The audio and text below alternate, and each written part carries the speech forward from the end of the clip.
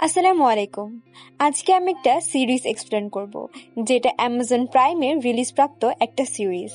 এইটার মূলত 7টা এপিসোড রয়েছে, বাট আমি সবগুলো আজকে একটা ভিডিওতেই এক্সপ্লেন করে দেওয়ার চেষ্টা করব। আর সিরিজটা হচ্ছে একটা ফ্রেশ টাইপের স্টোরি নিয়ে এসেছে। এটা গতানুগতিক হরর স্টোরির মতো না, সো আপনারা যদি কাহিনী শুনেন তাহলেই বুঝতে পারবেন। তো চলুন দেরি না করে সিরিজটা শুরু করা যাক।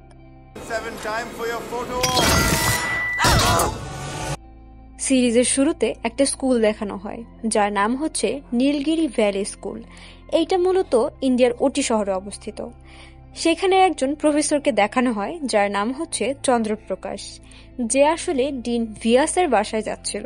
একটা স্কুলের বিল্ডিং এর কনস্ট্রাকশন হচ্ছিল এবং ডিনের ওই দিনই নাকি লাস্ট দিন ছিল। তো যখন সে ওখানে যায়, তার বাসার সামনে সিঁড়ির মধ্যে সে দেখে যে সেখানে কিছু ধুলো ময়লা পড়ে আছে, এবং সে খেয়াল করে যে ভিয়াস মানে যে ডিন ছিল তার যে ফুটপ্রিন্টস ওগুলো পাশের জঙ্গল থেকেই বাসার দিকে আসছিল, অর্থাৎ ওই ধুলোবালির মধ্যে তার পায়ের ছাপ ছিল।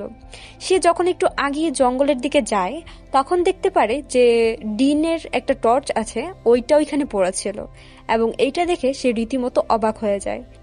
এর সামনে গিয়ে সে একটু দেখার চেষ্টা করে এবং দেখতে পায় না কিছু, বাট তার টর্চটা দেখতে পায়। এরপরে সে আবারও বাসার দিকে ফিরে যায় এবং ভিতরে গিয়ে সে যা দেখতে পায় তা দেখার জন্য সে মোটেও প্রস্তুত ছিল না। সে একটা বীভৎস রকমের খারাপ একটা দৃশ্য দেখতে পায়, যা দেখে সে নিজেকে কোনো মতে কন্ট্রোল করতে পারছিল না এবং দৌড়ে স্কুলে চলে যায় এবং স্কুলে গিয়ে সবাইকে জানায় যে ডিন বিয়াসের সাথে খুব খারাপ কিছু হয়ে গেছে।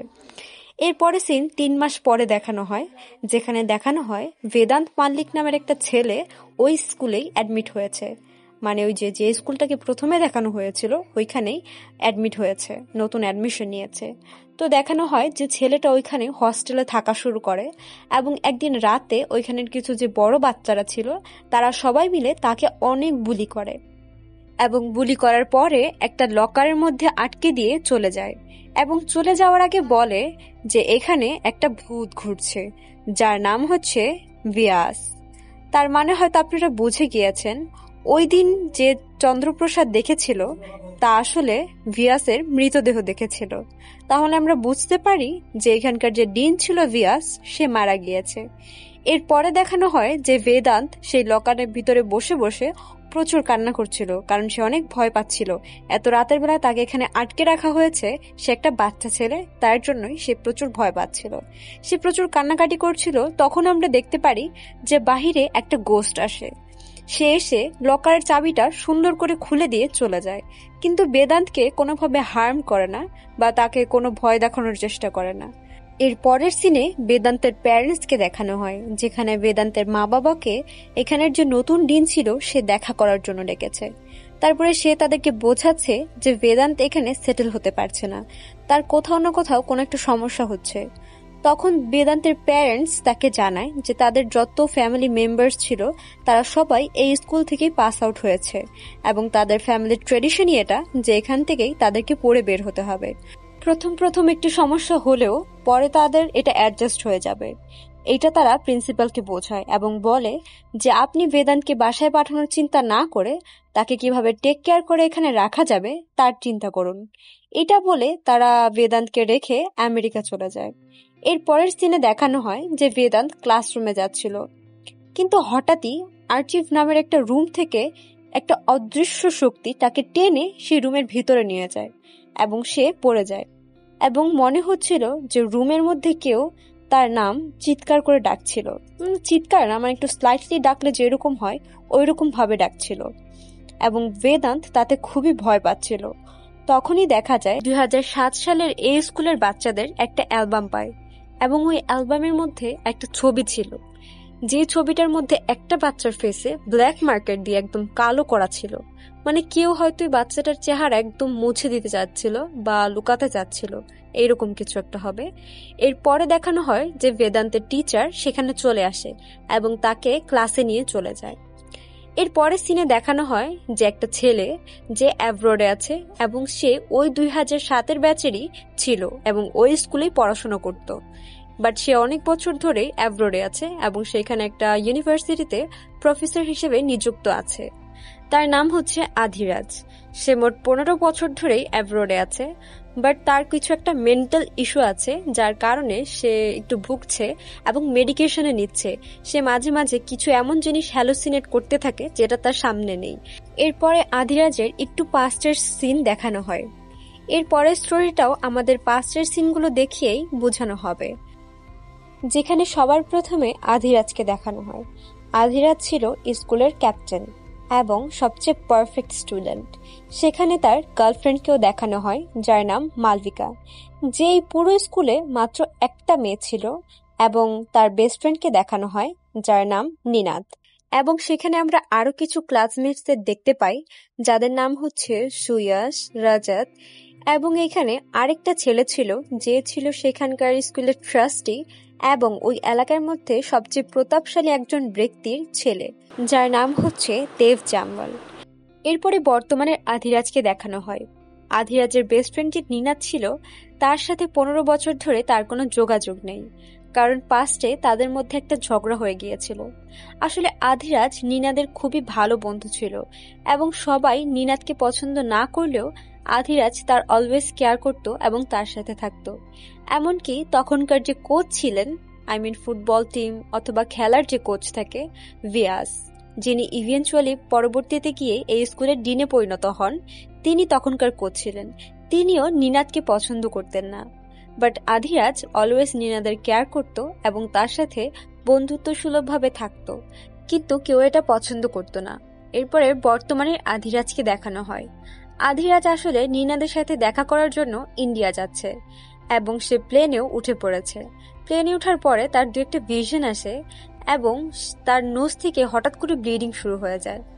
তখনই আমরা বেদান্তকে দেখতে পাই, যেখানে বেদান্ত নিজের রুমে ঘুমাচ্ছিল। হঠাৎ করে তার ঘুম ভেঙে যায় এবং সে নিজেকে জঙ্গলের ভেতরে আবিষ্কার করে, যেখানে ওয়াচম্যান বেদান্তকে দেখে। বেদান্ত যে একটা বাচ্চা ছেলে, সে একটা কুকুরের 9টা বাচ্চাকে মেরে ফেলেছে, সাথে সাথে তাদের মাকেও মেরে ফেলেছে। বেদান্তের এরকম বীভৎস অবস্থা দেখে কেউই বিশ্বাস করবে না যে একটা বাচ্চা ছেলে এতগুলো কুকুরকে একসাথে মেরে ফেলতে পারে। এবং যখনই তার সামনে ওয়াচম্যানটা আসে, তখনই সে হঠাৎ করে ভয় পেতে শুরু করে। এতক্ষণ তাকে দেখে সবাই ভয় লাগছিল, বাট এখন সে ওয়াচম্যানকে দেখে ভয় পেতে শুরু করে। কথাটা কেউ বিশ্বাস করতে চায় না, বাট এর পরের সিনে আমরা দেখি যে তখন 2007-এর যে ব্যাচ ছিল তাদের রিইউনিয়ন হবে। তার আগের দিনই বেদান্তের সাথে রাতে এই ঘটনাটা ঘটেছিল। সো 2007-এর যে রিইউনিয়ন হবে, তাতে হচ্ছে এখানকার যে প্রিন্সিপাল ছিল তারা সবাই একটু গুরুত্ব দিতে চাচ্ছিল, কারণ এখানে অনেক ভিভিআইপি গেস্ট থাকবে এবং আরো অনেক মানুষ থাকবে। সবাই যেন খুবই সতর্কতার সাথে ফাংশনটা হ্যান্ডেল করে, তাই জন্যই সবাইকে গাইড করা হচ্ছিল। বাট বেদান্তের উপরে কেউ সন্দেহ করছিল না।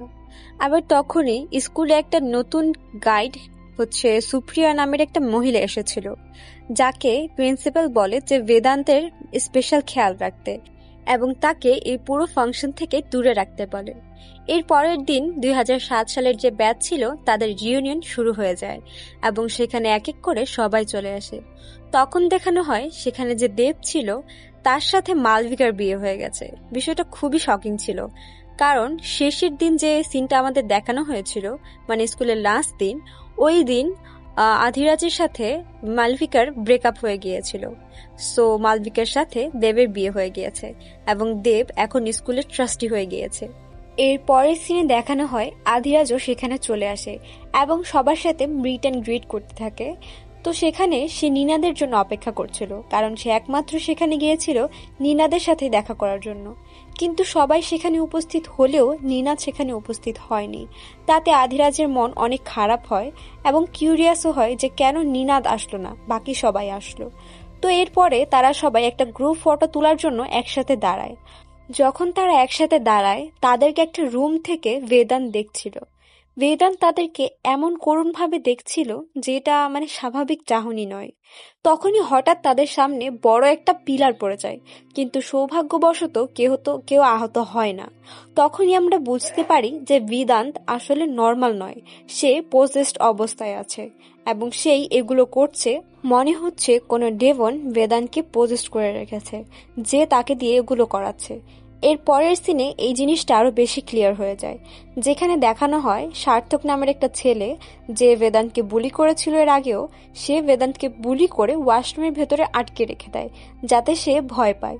কিন্তু যখন ওয়ার্ডেন ওয়াশরুমের গেটটা খোলায় তখন দেখা যায় যে সার্থক ভয় পেয়ে ফ্লোরে বসেছিল এবং বেদান্ত উল্টো সেখানে দাঁড়িয়েছিল, কোনো ভয়ের চিহ্ন মাত্র তার চেহারায় ছিল না। তো মানে বিষয়টা একদম উল্টো হয়ে গেছে। এমনকি বেদান্ত সেখানে দাঁড়িয়ে একদম কামলেসলি ব্রাশ করছিল এবং যখন সে সার্থকের দিকে তাকায় তখন সে ভয়ে প্যান্টের মধ্যেই হিসু করে দেয়। তো সিচুয়েশনটা এখানে পুরো উল্টো হয়ে গেছে।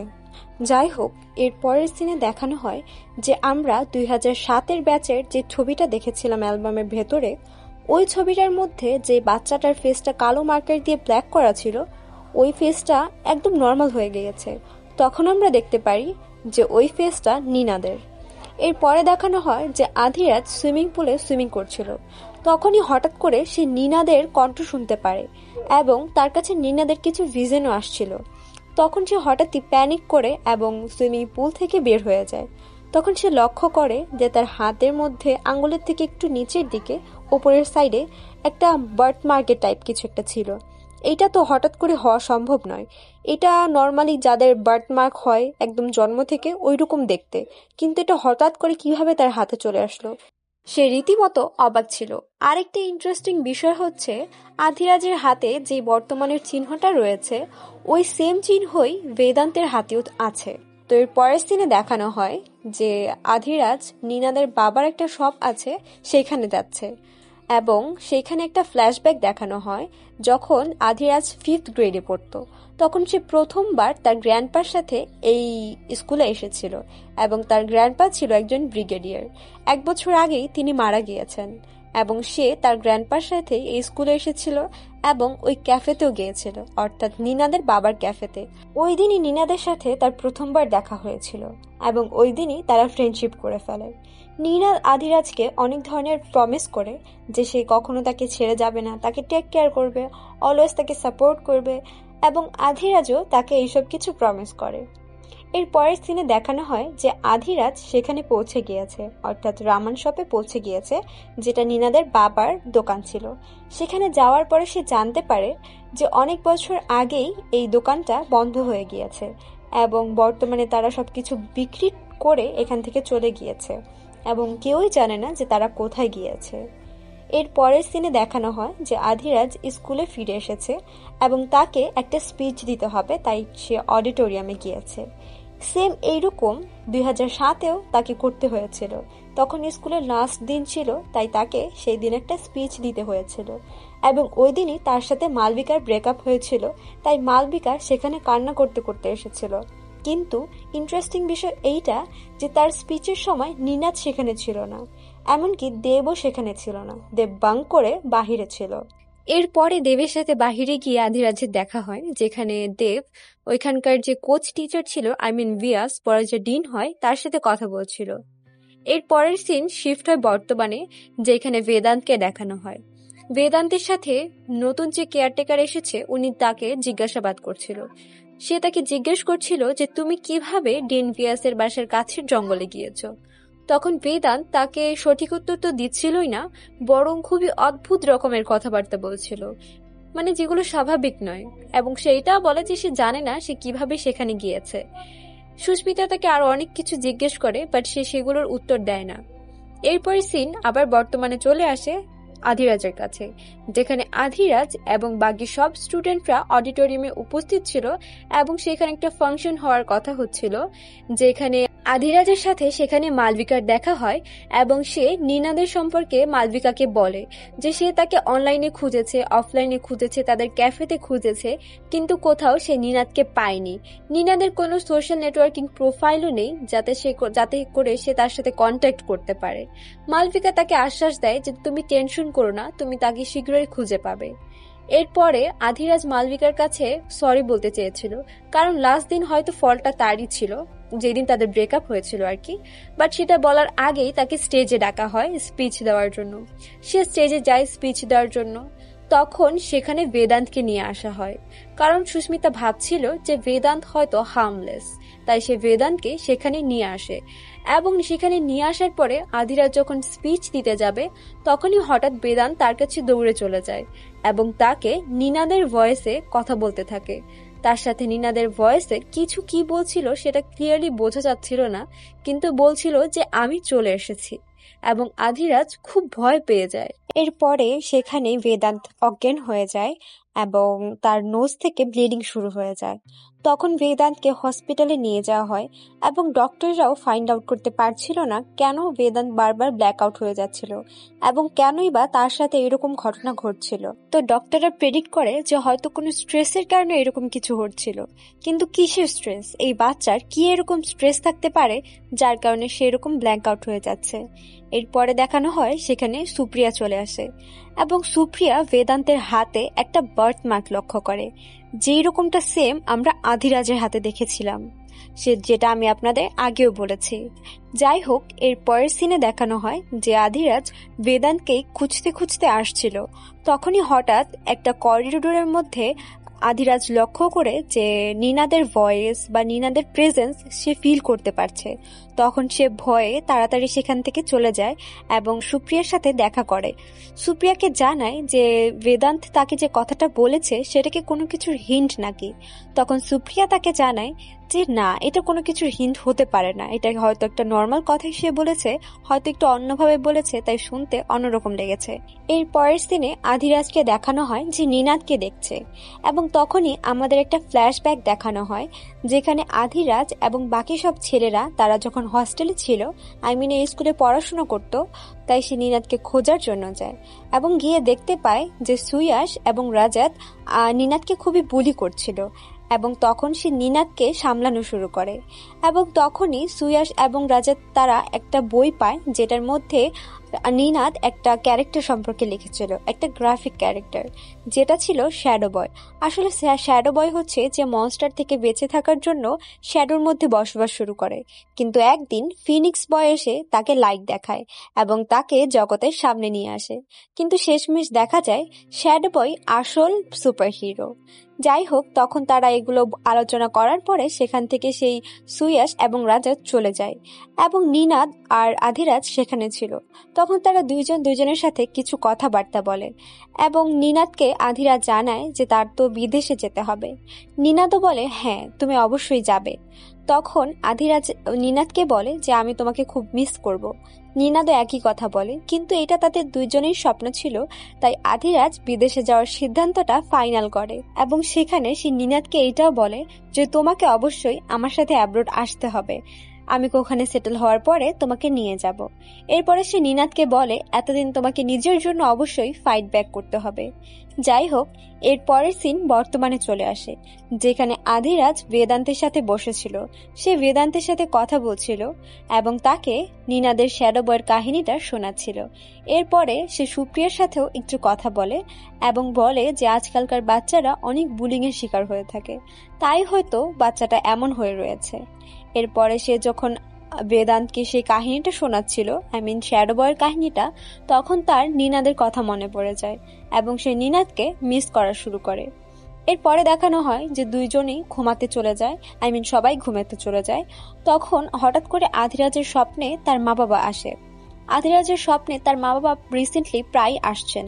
তার মা বাবা তার 10 বছর বয়সেই মারা গিয়েছিল একটা কার অ্যাক্সিডেন্টে, কিন্তু এখনো সে প্রায় তার মা বাবাকে স্বপ্নে দেখে এবং যখন তার নাইটমেয়ারটা ভেঙে যায়, তার ঘুমটা ভেঙে যায়, তখন সে লক্ষ্য করে যে তার যে শ্যাডো বয়ের কাহিনীটা সে বেদান্তকে শুনিয়েছে, নিনাদের সেই শ্যাডো বয়ের বইটা তার টেবিলের সামনে রাখা। বিষয়টা দেখে সে খুবই চমকে যায় এবং অবাক হয়ে যায়। আসলে আধিরাজ ছোটবেলায় তার মা বাবাকে হারিয়েছে, আবার তার গার্লফ্রেন্ডের সাথেও তার ব্রেকআপ হয়েছে, এমনকি তার বেস্ট ফ্রেন্ডকেও সে এত বছর ধরে কোথাও খুঁজে পাচ্ছে না, তার সাথে কোনো যোগাযোগ নেই। এই সব কিছু ট্রমাতে সে মেন্টালি ডিস্টার্ব থাকতো এবং সে ট্রমাটাইজ থাকতো। সারা সিরিজের মধ্যেই সে তার সাইকিয়াট্রিস্ট এবং তার যেসব মেন্টাল ডক্টরের সাথে কন্ট্যাক্ট করত, কিন্তু এগুলোতে তার বেশি একটা লাভ হয়নি। যাই হোক, এর পরের সিনে দেখানো হয় সুয়াসকে, যে একটু ডিস্টার্ব ছিল কারণ তার গার্লফ্রেন্ড ন্যান্সি তার সাথে ঝগড়া করে সেখান থেকে চলে গিয়েছিল। আসলে সুয়াস হচ্ছে এখানে বর্তমানে একজন ফেমাস সেলিব্রিটি এবং তার রিসেন্টলি এখানে আসার পরে একটা ওল্ড স্কুল বয়ের সাথে ঝগড়া হয়ে গিয়েছিল। আসলে এই বয়কে সে ছোটবেলায় অনেক বুলি করত এবং বড় হয়ে তার সাথে এখন দেখা হয়েছে তার। এই বিষয়গুলো তারা ভুলেনি এবং এগুলো নিয়েই তারা হাসি মজা করছিল এবং সুয়াস কিছুটা আপত্তিকর অবস্থায় ছিল। যাই হোক, এরপরে দেখানো হয় যে সুয়াস ঘুমাতে গিয়েছে তার রুমে, কিন্তু হঠাৎই তার বিছানা থেকে তাকে কোনো একটা অদৃশ্য শক্তি টেনে কোথাও একটা নিয়ে যায় এবং সে হুট করে সেই রুম থেকে গায়েব হয়ে যায়। এর পরের সিনে দেখানো হয় যে বেদান্ত তার হসপিটাল রুমে কোথা থেকে জানি ফিরে আসছে। এরপরে সকালের সিনে দেখানো হয় যে আধিরাজ সবাইকে জিজ্ঞেস করছে যে কে তার সাথে এরকম একটা বাজে মজা করেছে। তার রুমে কেউ শ্যাডো বইটা রেখেছে এবং কোথা থেকে ওই শ্যাডো বয়ের বইটাই পেয়েছে, কারণ এটা তো নীনাদের ছিল। সবাই বলে যে এটা তারা করেনি। এরপর রাজাত বইটা ছুঁতে আসে। যখনই সে তার হাত দিয়ে বইটাকে টাচ করে তখনই তার হাতে একটা শক অনুভূত করে এবং সে খুবই চমকে যায় এবং অবাক হয়ে যায়। এরপরে দেখা যায় যে তার হাত আস্তে আস্তে ওইখান থেকে কেমন একটা পছন্দ ধরেছে এবং সেখান থেকে কেমন রক্তাক্ত হয়ে যাচ্ছে। সিনটা দেখে সবাই খুবই অবাক ছিল। তখন আধিরাজ তার বন্ধু নীনাদের ইনফরমেশন বের করার জন্য উঠে পড়ে লেগে যায় এবং অফিসে গিয়েছে তার ফাইলটা বের করার জন্য, কিন্তু কোথাও সে তার ফাইলটা পায় না এবং কেউ তাকে খুঁজে দিতেও পারে না। এরপরে সে সুপ্রিয়ার সাথে দেখা করে এবং তাকে নীনাদের সম্পর্কে বলে ও বলে যে সে নীনাদকে খুঁজে বের করতে চায় এবং সে কোথায় আছে সেটা সম্পর্কে ইনফরমেশন পেতে চায়। সে কি তাকে একটু সাহায্য করতে পারবে নীনাদের ফাইলটা খুঁজে বের করার জন্য? তখন আধিরাজ আর সুপ্রিয়া দুইজনেই আর্চিভ রুমে যায়। তখন তারা এক ফাইল পায় যার উপর নীনাদের নাম লেখা ছিল। আসলে ওইটা ছিল নীনাদের অ্যাডমিশনের ফাইল। তখন তারা যখন সেটা ওপেন করে তখন সেখানে একটা চিঠি ছিল এবং বাকি কিছু ইনফরমেশন ছিল। যাই হোক, এর পরের সিনে দেখানো হয় যে আধিরাজ এবং সুপ্রিয়া দুইজনে কথা বলছে এবং তাদের কথোপকথনের মাধ্যমে আমরা জানতে পারি যে সুপ্রিয়ার একটা ছেলে আছে, কিন্তু তার হাজবেন্ড আর তার ডিভোর্স হয়ে গিয়েছে এবং তার ছেলেকে ভালো রাখার জন্যই সে জবটা করছে। তার ফ্যামিলি মেম্বাররাও তাকে অনেক বলে যে জবের মাধ্যমে তার কিছু হবে না, সে যেন ফিরে আসে, কিন্তু সুপ্রিয়া তার ছেলের ভালো ভবিষ্যতের জন্য সবকিছু করতে রাজি আছে এবং তার ছেলের কাস্টাডি যেন নিজে পায়, তাই জন্যই সেই জবটা করে নিজেকে স্বাবলম্বী হিসেবে দেখাতে চাচ্ছে। যাই হোক, এর পরের সিনে দেখানো হয় যে মালবিকা সেখান দিয়ে যাচ্ছিল এবং হঠাৎই তার গলার মধ্যে তার ওড়নাটা পেঁচিয়ে কেউ একজন টানছে এবং তাকে মেরে ফেলার চেষ্টা করছে। তখন মালবিকা খুবই ভয় পেয়ে যায় এবং অনেক আতঙ্কিত হয়ে যায়। তখন সেখানে আধিরাজ চলে আসে এবং আধিরাজ তাকে বলে হয়তো তার সাথে কেউ প্র্যাঙ্ক করেছে এবং তাকে এইটাও বলে যে সে নীনাদ সম্পর্কে একটা ইনফরমেশন পেয়েছে, যে নীনাদ লাস্ট দিন মানে স্কুলের লাস্ট দিন তার দাদাকে দেখতে গিয়েছিল যে কিছুটা অসুস্থ ছিল এবং তাকে দেখতে গিয়েছিল একটা বাসে করে, কিন্তু সে এটা তাকে বলেনি। তখন মালবিকা বলে যে সে এটা যেহেতু তোমাকে বলেনি, অবশ্যই তোমার সাথে যেহেতু ঝগড়া হয়েছে তাই এটা তোমাকে বলেনি। আজকে ভিডিওটা এই পর্যন্তই শেষ করছি। ভিডিওটা অনেক লেন্দি হয়ে গিয়েছে, তাই আমি আর ভিডিওটাকে আর লেন্দি করছি না। পরের যেটুকু কাহিনী আছে সেটা আমরা আবার আপলোড দিব অন্য একটা ভিডিওতে, হয়তো 2-1 দিন পরে আপলোড দিব। তাই এতক্ষণ আমাদের সাথে থাকার জন্য আপনাদেরকে অনেক অনেক ধন্যবাদ এবং নতুন ভিডিওটার আপডেট পেতে এবং এরকম আরও এক্সপ্লেনেশন পেতে আমাদের চ্যানেলটাকে সাবস্ক্রাইব করে রাখুন এবং ভিডিওটি ভালো লাগলে অবশ্যই লাইক শেয়ার কমেন্ট করে দেবেন। ধন্যবাদ।